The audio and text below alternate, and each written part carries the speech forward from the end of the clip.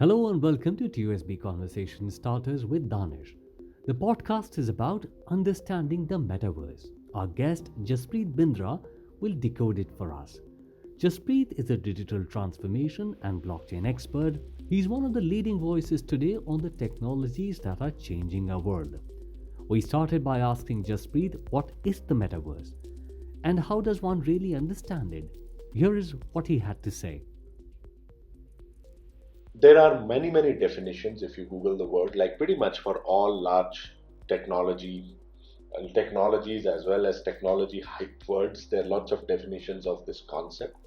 A couple of them that I liked are the following. So, one definition, for example, talks about the metaverse as a collective virtual space created by the convergence of virtually enhanced physical reality, also called AR or augmented reality, and physically persistent virtual space called virtual reality and the internet. Another definition says that it is a digital reality that combines aspects of social media, online gaming, augmented reality, virtual reality, and cryptocurrencies to allow users to interact virtually. Webster says that metaverse refers to the concept of a highly immersive virtual world where people gather to socialize, play, and work. Everyone, as I said, has their definition, but the things that you will find in common amongst all these definitions are the words virtual or augmented reality. You'll hear of crypto, you'll hear of online gaming, you'll hear of social media. Many times you'll also hear the word blockchains as a part of the whole metaverse story, because most metaverses, quote unquote, seem to be built on the decentralized nature of blockchains.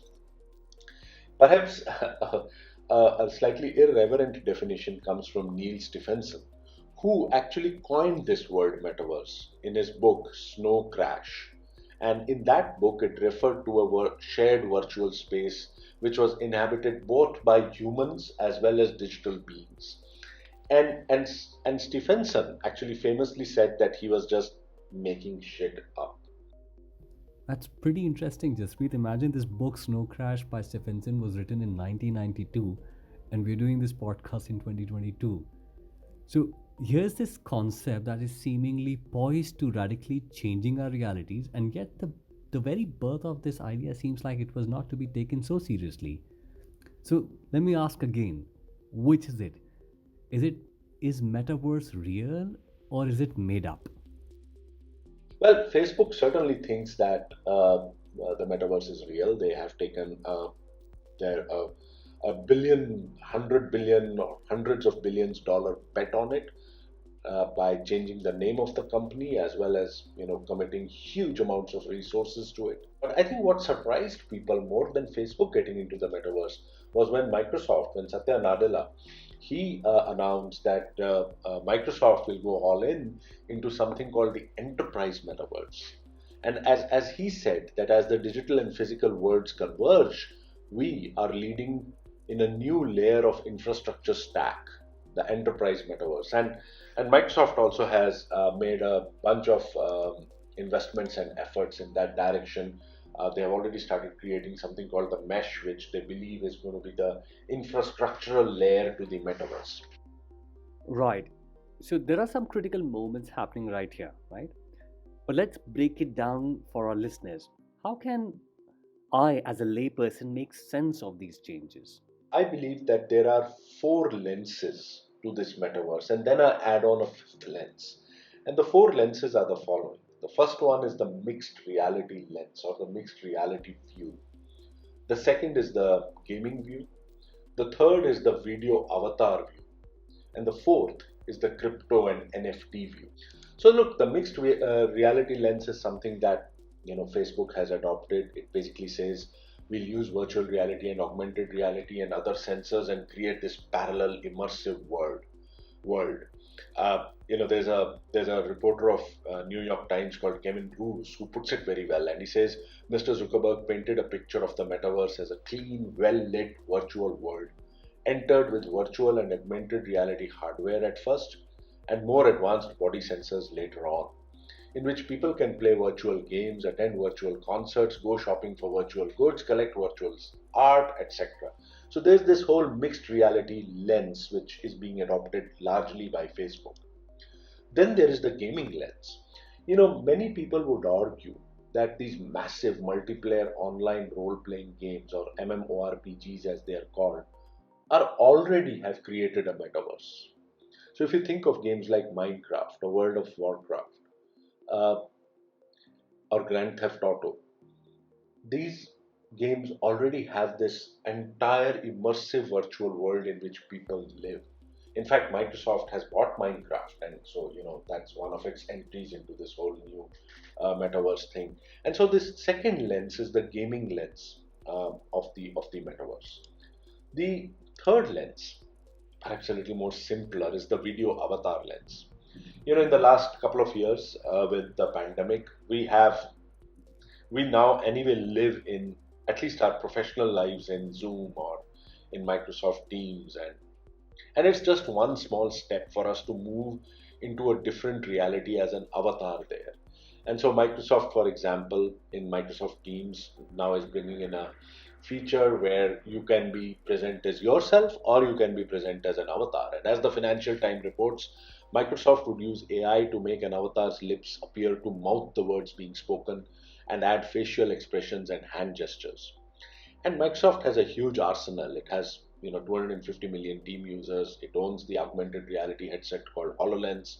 It has Minecraft, as I said. It's creating Mesh, and so it's kind of looking at this video avatar lens in a way as an entry into this whole metaverse, or as they call the the enterprise metaverse. And then there's the fourth lens, which I believe is the most interesting, which is the crypto NFT lens. The crypto world, with all its currencies and its creations, has been actually creating a parallel world right under our noses. It started with alternative money, but now it's kind of extended itself to a whole alternative financial universe with DeFi or distributed finance, or with NFTs or non-fungible tokens, where creativity like art, music, etc., can be monetized in a purely alternative virtual environment. And I see, frankly, as I go deeper and deeper into this world, I see this world extending from uh, crypto or finance to creativity and art to even other things like education, recruitment, jobs, worlds which we actually consider more real than virtual. But there's this whole parallel um immersive world being created, and this fourth lens, in a sense, is the crypto NFC lens. So, Jaspreet, in so many ways, the entire premise about how we use the internet and the digital world seems to be changing. Of course, this impacts each one of us. How we consume content, how do we do business? Where do you see this trend heading, and how does it impact me? So Web 1.0, if you remember, which was Yahoo and MSN, etc., was non-interactive, where it was published, and the business model for that was either free or paid by advertising. Then came Web 2.0, which had Facebook and Twitter, etc. And there, the business model was advertising, but carried to a completely different level. Where your personal data was sliced, diced, and sold to advertisers. Subscriptions or paying for something was never really a business model of the web, but some of that is changing. E-commerce, obviously, and then it's going beyond e-commerce, and e-commerce actually is 10 times bigger than advertising and makes up 18% of the overall retail market anyway. And this changing or moving, slight, gradual but inexorable moving to user pays for content, for experiences, has actually made companies like Stripe, value themselves at $95 billion, or even companies like Facebook or Instagram or WhatsApp starting to add payment, starting to add this whole concept of paying for something into their into their tech stacks. And what this has given rise to, in many ways, is something called the creative economy. And the creative economy is a titanic shift into a new kind of a web, also called the Web 3.0, where it where the internet enables people with an online following to make money from sales. This initially started in China, but then if you now look, sites like Patreon, which enable crowdfunding for artists, or Twitch, where which did this for gaming with micropayments, or Substack, which helps writers monetize their blogs and columns, or YouTube even, YouTubers getting into this getting paid for creativity or for their content, which earlier used to be either free or paid for by advertisers. And so this whole Web 3.0, or this whole creative economy, is all about monetizing individuality. And this was, it came out really by in a famous blog post by Lee Jin of Anderson Horowitz, and she called it the passion economy.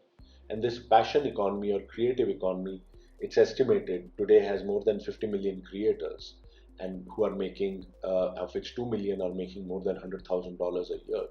And what has happened is that COVID has changed, has accelerated, has put rocket fuel into this creative economy, as people have become individual workers rather than organization workers, and each one of them is trying to monetize their talent or their creativity, and that has what has created NFTs uh, as one concept of monetizing creativity on the web outside the real world, within a new kind of world, metaverse. Wow, this is the word creative economy sounds in itself so cool. Or let's say the passion economy, which has made entrepreneurs out of everyone. How do you think businesses should be preparing for this world? Look, it's very, very, very early. So it's perfectly fine if you ignore it. But then, like many things in technology, it happens slowly until one day it happens really fast. And so it's always good to experiment when things are happening slowly.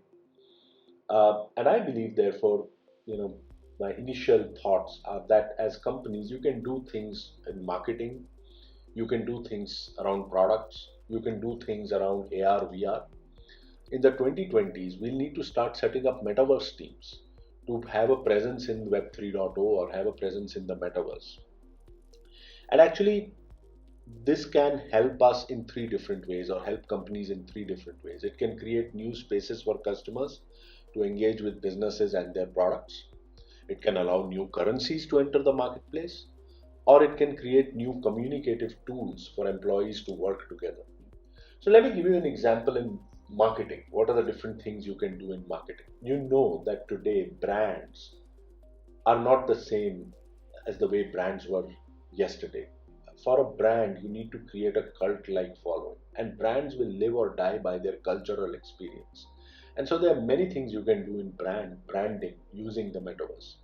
You know, many people would want to explore NFTs but don't know where to start. And you, as a brand, your brand can provide a safe and fun way to do that. You can increase loyalty by, if people buy the NFTs of your brand, they are actually buying a piece of your heritage, and you can actually be selling people the brand and creating kind of a cult like following around your brand.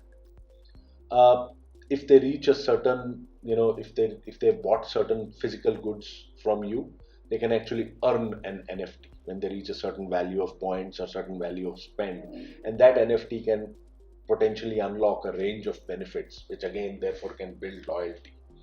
You can obviously create a community around, your brand enthusiasts can come together around some special events or exclusive experiences which are accessible only through NFTs, and create hopefully a subculture of die-hard cult-like fans. There's a revenue potential. Frankly, if your brand is what it is, you can actually sell NFTs directly off your products or off your brands on the marketplace. So while all of these sound a little, you know, uh, airy fairy at this point of time, this is how, I would think that we should, companies can start actually experimenting with the NFTs, with the metaverse. Uh, there are other things. There are sponsorship related opportunities. There are digital only products that you can form, as I said, in products itself beyond marketing. So just form digital only products which can be sold on the metaverse, land, homes, cars. Remote work is an obvious thing. Remote work will move away from this two-dimensional Zoom-like or Teams-like experience to a much more immersive 3D experience, and that's where enterprises can participate in. And so there are many places where an experimentation can start around the metaverse. Companies and startups are coming up to enable us to do so. And so this is how I believe that companies can make use or leverage this new, massive new world which is upon us, which some of us call Web 3.0, and therefore the next web, the next internet in a sense, or many others have started calling the metaverse. Thank you, Jaspreet, for that interesting conversation about metaverse, about the creative economy, or the word which I like, the passion economy. And for the listeners, share our content and be part of the conversation, the TOSB conversations. This is your host, Danish, and remember, there are more podcasts coming out. So stay tuned.